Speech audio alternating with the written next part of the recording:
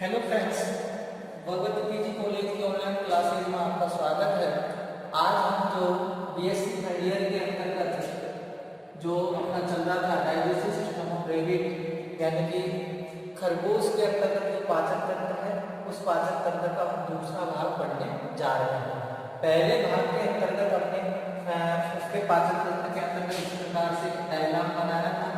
ये उसका क्या था, पाइलोरिक आमाशय है और ये इस प्रकार से छोटी आंत और यहाँ से प्रोटोनस जो संरचना है वो क्या होती थी, निकलती थी, जिसे अपन इस प्रकार से वर्मीफोर अपेंडिक्स और ये यहाँ से ये क्या था आपके पास सीकम,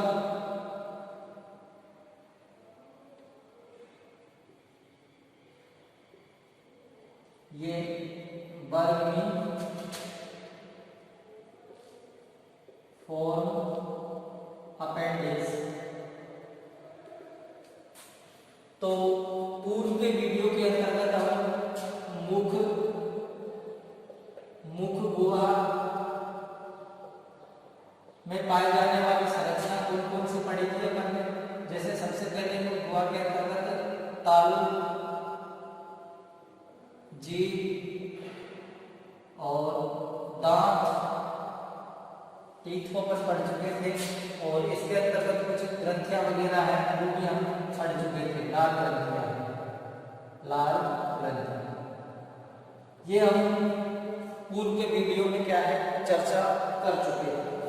आज हमारा जो टॉपिक चलेगा पहला, दूसरा और जो तीसरे नंबर पर आएगी वो आएगी ग्रसनी यानी फेरेंक्स। देखो ग्रसनी के बारे में, फेरेंक्स के बारे में चर्चा करते हैं तो तीसरे नंबर पे है और हमारा टॉपिक क्या रहेगा आज का, यहाँ से स्टार्ट करेगा ग्रसनी, जिसे मतलब फेरेंक्स के नाम से जाना जाता है। और ग्रसनी क्या होती है, मुख गुहा का जो पिछला भाग होता है वो ग्रसनी कहलाता है। मुख गुहा के अंदर का या अपन कह सकते हैं इसका जो पिछला भाग होता है वो क्या कहलाता है, ग्रसनी कहलाता है। अब इस ग्रसनी के अंतर्गत देह गुहा की ओर जाने वाले दो छिद्र होते हैं। इस ग्रसनी के अंतर्गत देह गुहा की ओर जाने वाले दो छिद्र होते हैं। सीलोम यानी कि देह गुहा की और जाने वाले दो छिद्र होते हैं। एक छिद्र है उसको हम ग्रसिका या ग्रसनी छिद्र के नाम से इसको मतलब जाना जाएगा। ग्रसिका ग्रसनी में ग्रसिका मुख, जिसे ग्रसिका मुख होता है, जिसके अंतर्गत क्या होती है, ग्रसनी ओपन होती है और जिसे ग्लट के नाम से जाना जाता है। दूसरा इसके अंतर्गत होता है घाटी द्वार। क्या होता है, घाटी द्वार, जिसे ग्लोटिस के नाम से जाना जाता है। ग्लोटिस होता है, उस ग्लोटिस के नाम से उसको जाना जाएगा। दूसरा जो होगा उसे ग्लोटिस के नाम से जाना जाता है। तो ये अपन को क्या है, ग्रसनी के अंतर्गत लिखना है।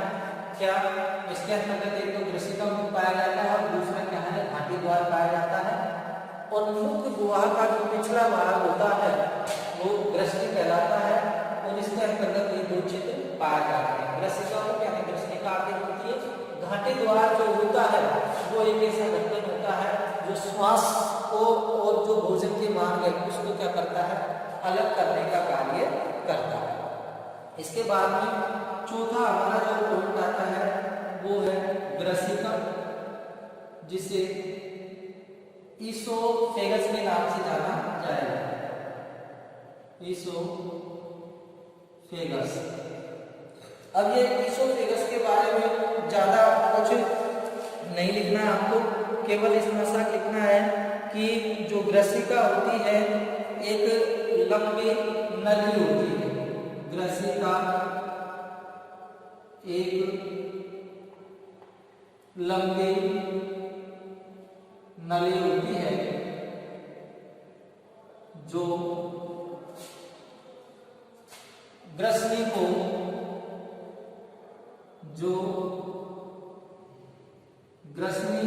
को आमाशय से जोड़ती है। इसमें कोई भी पाचन ग्रंथियां नहीं पाई जाती, यानी कि ये जो इसोफेगस होती है ये क्या होती है, यहाँ ऊपर क्या ग्रसनी और ये क्या है आमाशय स्टोमच, और ये स्टोमच का भी कौन सा कार्डियल भाग, कार्डियल पार्ट को क्या करती है, ये जोड़ने का कार्य करती है। इसके ऊपर क्या होती है, ग्रसनी होती है। तो ग्रसिका क्या है, ये वाली जो संरचना है जो किसको, ग्रसनी को और आमाशय को जोड़ने का कार्य करती है। साथ ही इसके अंतर्गत और आप लिखना चाहे तो लिख सकते हैं कि ग्रीवा की उपस्थिति के कारण इसकी क्या है, लंबाई होती है वो थोड़ी अधिक होती है, और ये वक्ष भाग से होती हुई डायफ्राम को भेदती हुई, इसको एक तो इसका जो वक्ष भाग है, वक्ष भाग से होती हुई डायफ्राम जो फ्रॉम है को भेदती हुई आमाशय से क्या होती है, ये जुड़ जाती है। इसके अंतर्गत कुंचन सिंह की जो गति है वो पाई जाती है, यानी कि इसका जो आंतरिक स्तर होता है, आंतरिक स्तर वो श्लेष्मा से आश्रित रहता है, यानी कि श्लेष्मिक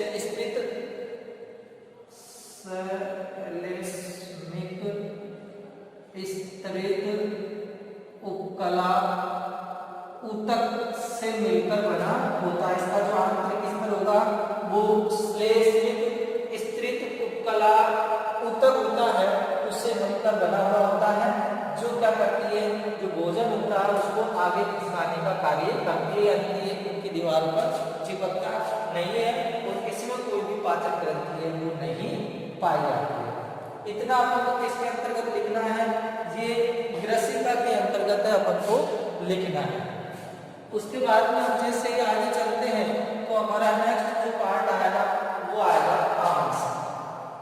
आमाशय के बारे में आप लिखेंगे कि आमाशय एक थैलेनुमा संरचना होती है जिसमें क्या होता है, भोजन आकर ठहरता है, और आमाशय के 3 पार्ट होते हैं।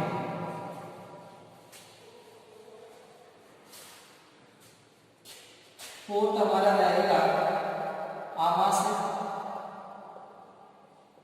जिसे स्टोमच के नाम से जाना जाता है।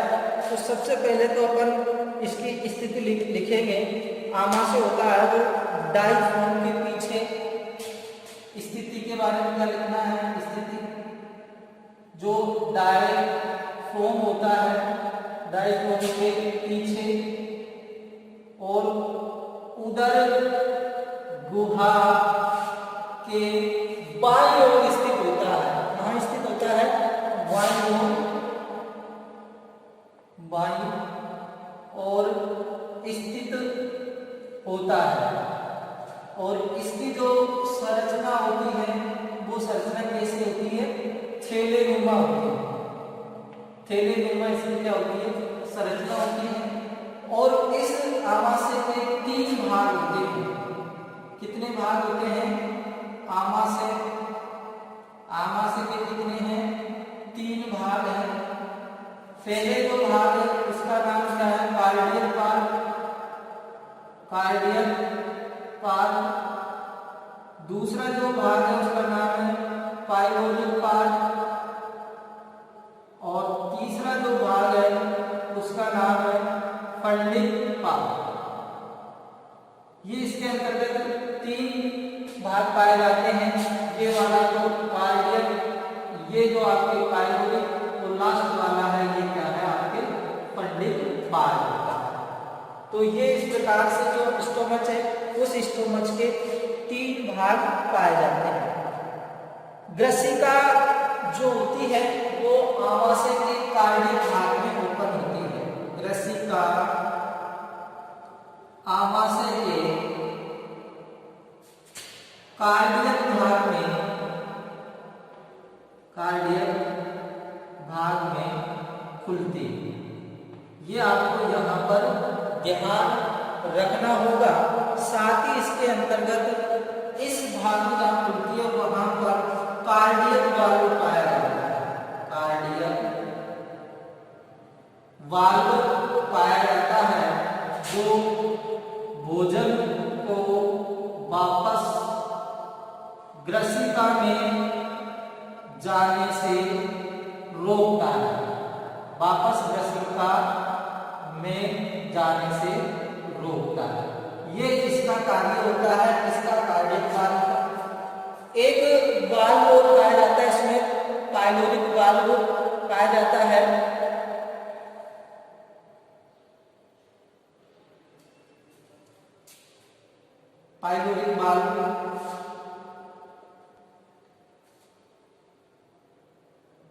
पाइलोरिक वाल्व पाया जाता है जो क्या करेगा, वापस जो भोजन होगा इसको फंडिंग भाग में या जो ग्रहणी होती है उसमें आने से रोकता है।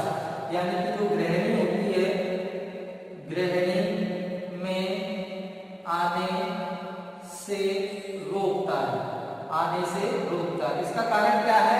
इसमें आमाशय के अंतर्गत जो कुछ एंजाइम में स्रावित होता है, आमाशय रस वगैरह, वो इस भोजन में मिल जाए और कुछ भोजन का क्या हो जाता है, पाचन। इसलिए ये जो पाइलोरिक वाल्व होता है ये भोजन को कुछ समय तक आमाशय में रोकने का कार्य करता है।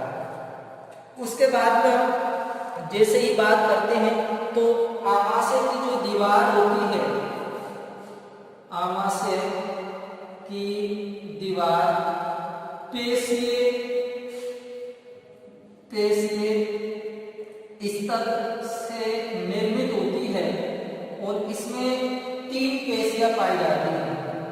कितनी पाई जाती है? 3 पेशियां पाई जाएगी।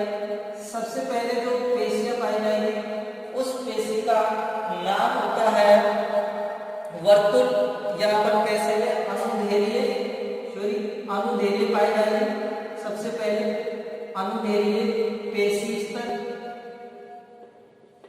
उसके बाद में दूसरा इसके अंतर्गत आता है वर्तुल, सर्कुलर मसल पेशी स्तर। और तीसरा इसके अंतर्गत जो आता है वो आता है तिरछी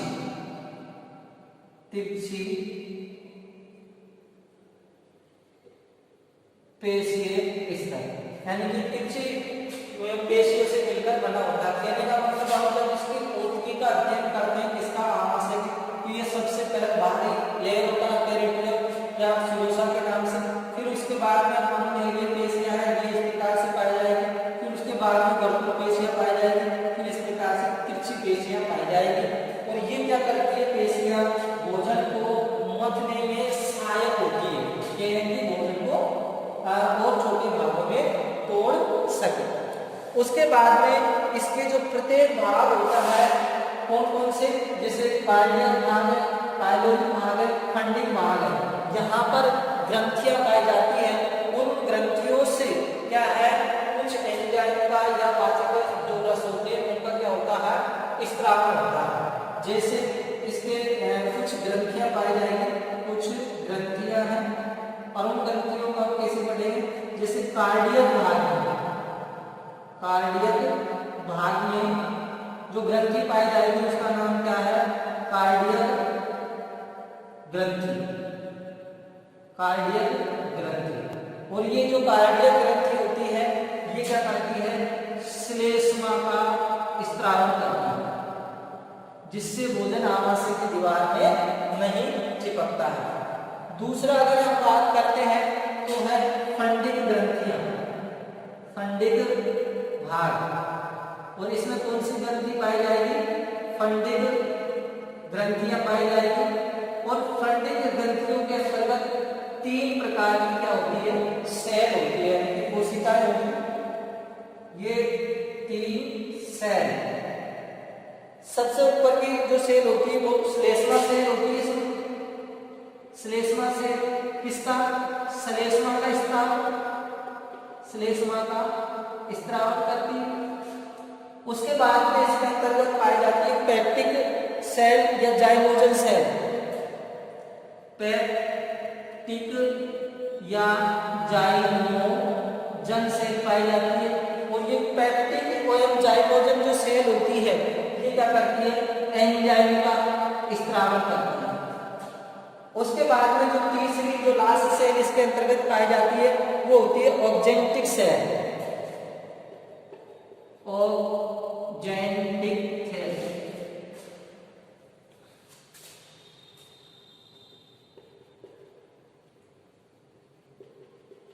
ऑक्जेंटिक सेल होती है और ये किसका, HCl का स्त्रावन करती है।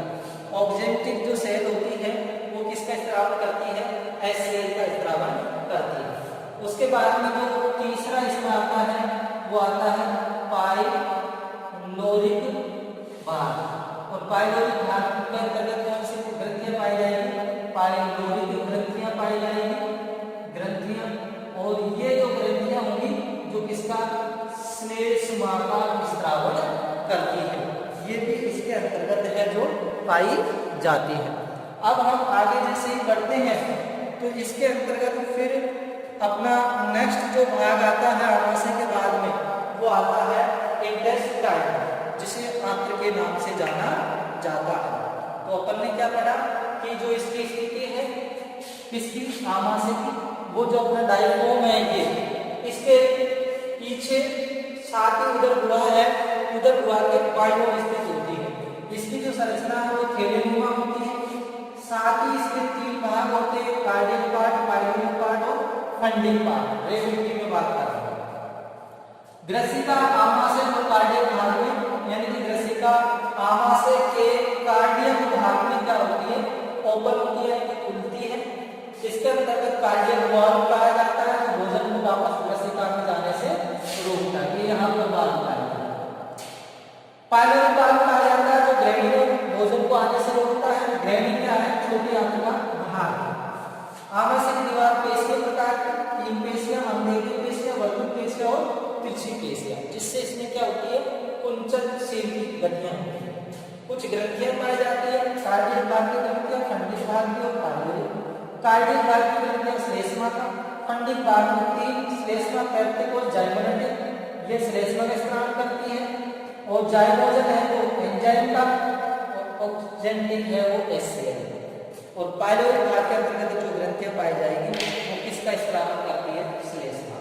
अब हमारा 5वां नंबर का जो पॉइंट आएगा वो आएगा आंत्र, जिसे किस नाम से जाना जाता है, इंटेस्टाइन के नाम से जाना जाता है। तो इंटेस्टाइन के नाम से जैसे ही जाना जाता है तो अब इसके अंतर्गत इसमें 2 भाग आ जाएंगे, एक तो छोटी आंत आ जाएगी और एक क्या आ जाएगी, बड़ी आंत इसके अंतर्गत आ जाएगी। एक तो क्या आएगी भाई, छोटी आंत, और एक क्या आ जाएगी इसमें, बड़ी आंत। एक छोटी आंत आएगी और एक क्या आएगी इसमें, बड़ी आंत आएगी।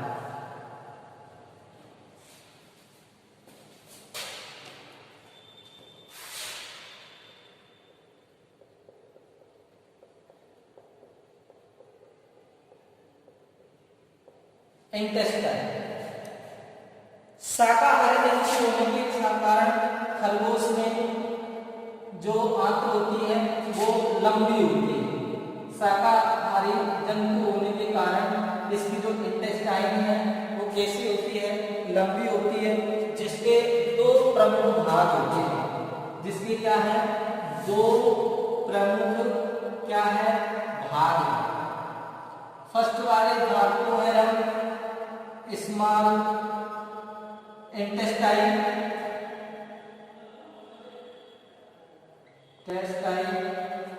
और बी वाले को बोलते हैं अपन लार्ज इंटेस्टाइन। सबसे पहले हम स्मॉल इंटेस्टाइन की बात करते हैं।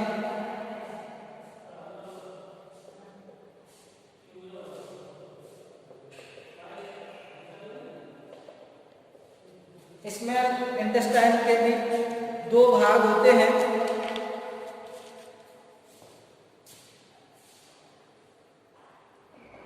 इसके भी दो भाग होते हैं।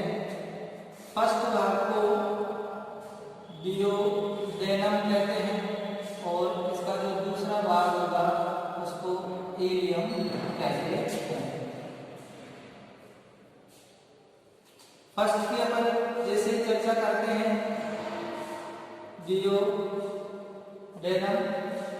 तो डियोडेनम जो भाग होता है ये जो छोटी आंत्र है उस छोटी आंत्र का प्रारंभिक भाग है।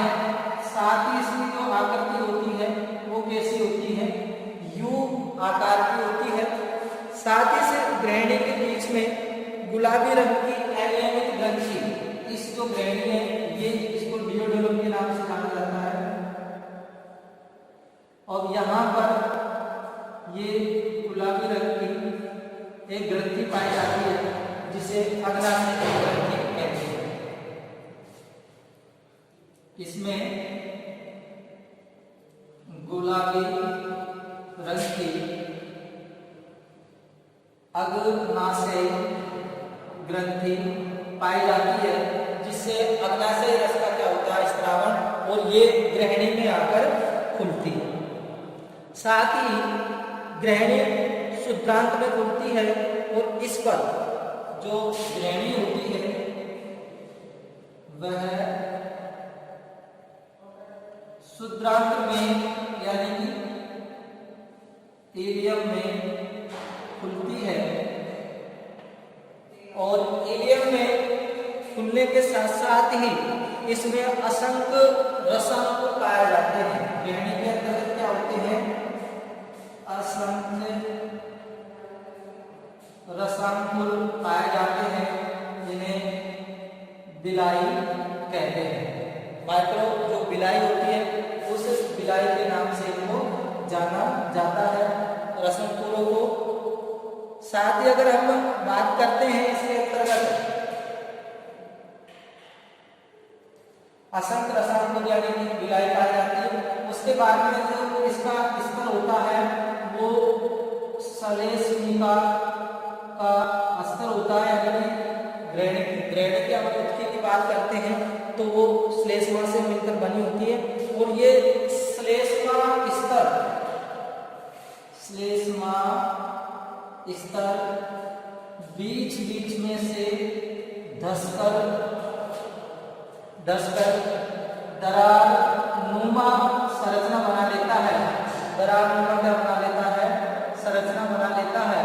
इन दरार नुमा जो संरचना है इनको लीवर पुन की दरारें के नाम से जाना जाता है। लीवर पुन की दरारें, इन्हें इस नाम से जाना जाता है, क्रिप्ट और लीवर पुन।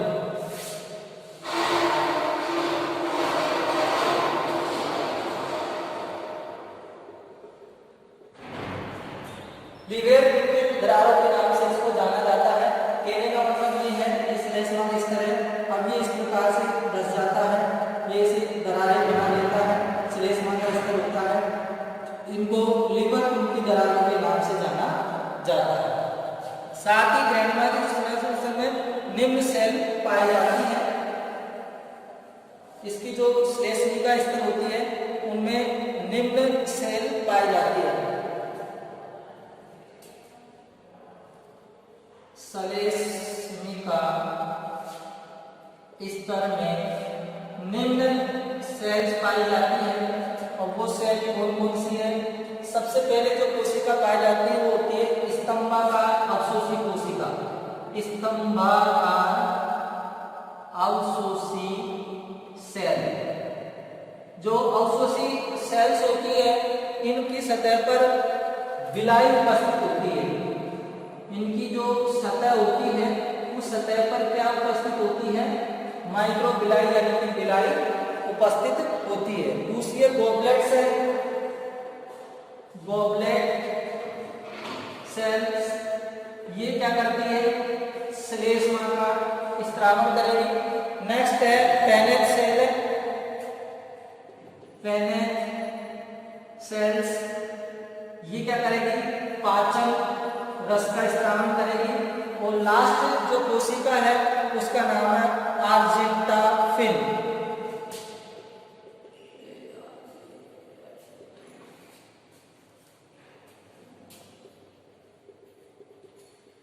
ये सीरोटोनिन जो हार्मोन होता है वो सीरोटोनिन हार्मोन है, उसका क्या करती है, ये स्त्रावन करती है। तो ये इसके अंतर्गत है, ये डियोडेनम के अंतर्गत, यानी कि छोटी आंत का प्रारंभिक भाग होता है। और इसके अंतर्गत गुलाब रंग की जो ग्रंथि है वो क्या है, अग्ना से ग्रेन्युलर शुक्राणु एरिया में होती है। इसमें असंख्य रसायन पाए जाते हैं। साथ ही बीच में दस्तर लिवर खून की दरारें बनाती हैं। और इनके अंतर्गत जो सेल्स पाई जाती है स्तंभाकार, इसमें बिलाई उपस्थित होती है। गॉबलेट श्लेष्मा का स्त्रावन करती है। पेनेट पाचन रस। और आर्जेंटाफिन जो सिन होती है वो सीरोटोनिन हार्मोन का स्त्रावन करती है। अब इसके बाद में इसका सेकंड पार्ट है क्षुद्रांग, जिसे इलियम के नाम से जाना जाता है। तो दूसरा हमारा जो पार्ट रहेगा वो रहेगा क्षुद्रांग यानी कि इलियम। तो इलियम लिख देंगे अपन सबसे पहले। इसमें देखो माइक्रोबिलाई जो एब्सेंट रहेगी, साथ ही ये बड़ी आंतों को जोड़ने वाला भाग होता है क्षुद्रांग।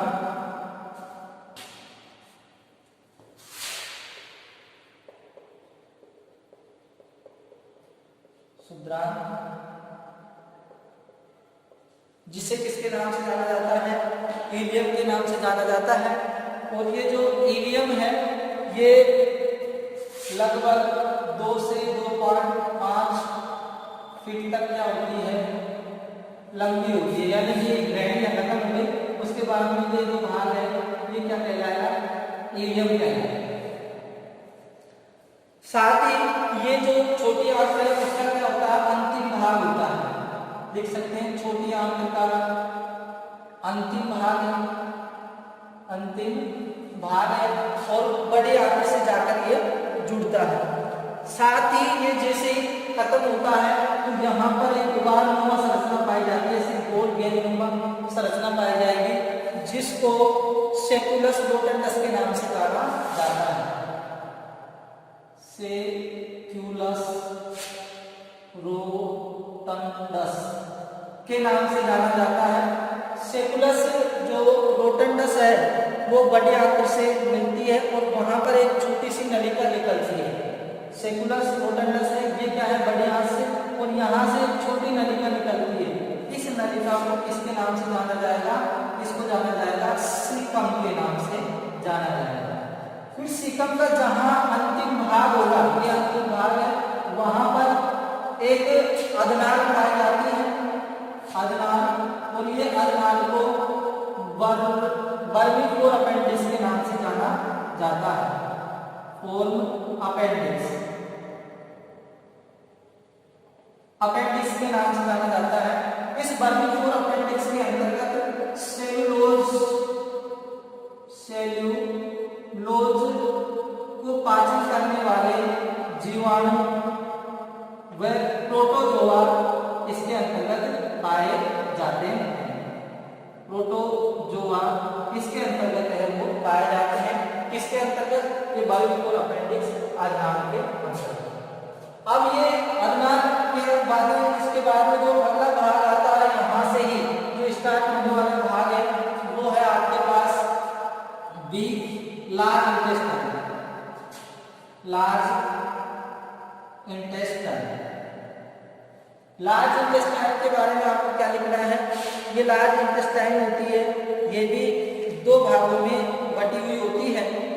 और इसके 2 भाग कौन कौन से हैं, फर्स्ट भाग है इसका कोलून। कोलून भाग क्या है, ये बड़ी आंत का प्रथम भाग है और लंबा होता है। बड़ी आंत का प्रथम भाग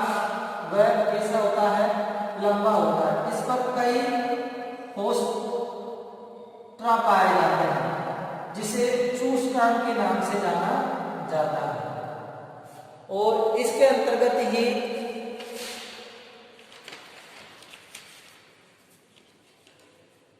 कोष्ठक पाया जाता है जो भोजन को चूसकाम का कार्य करते हैं। इसका जो दूसरा भाग है उसका नाम है रेक्टम मलाशय। तो बड़े आंत कई स्थानों पर ऐसे फूल जाती है और फूलकर जो संरचना बनाती है उसको रेक्टम यानी कि मलाशय के नाम से जाना जाता है।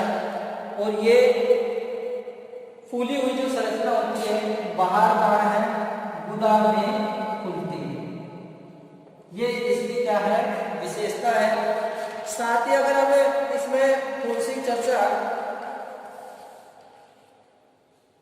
रेक्टम, तो इसके जो पूरे भाग है वो अवयव कंप्लीट हो गए एलिमेंट्री कैनाल के। अब इंटेस्टाइन के शुक्ल इलिया 2 से 2.5 फीट लंबी होती है। छोटी आंत का अंतिम सिरा है, फूले हुए जो सिरा है इसको सेक्युलस रोटेटस के नाम से जाना जाता है।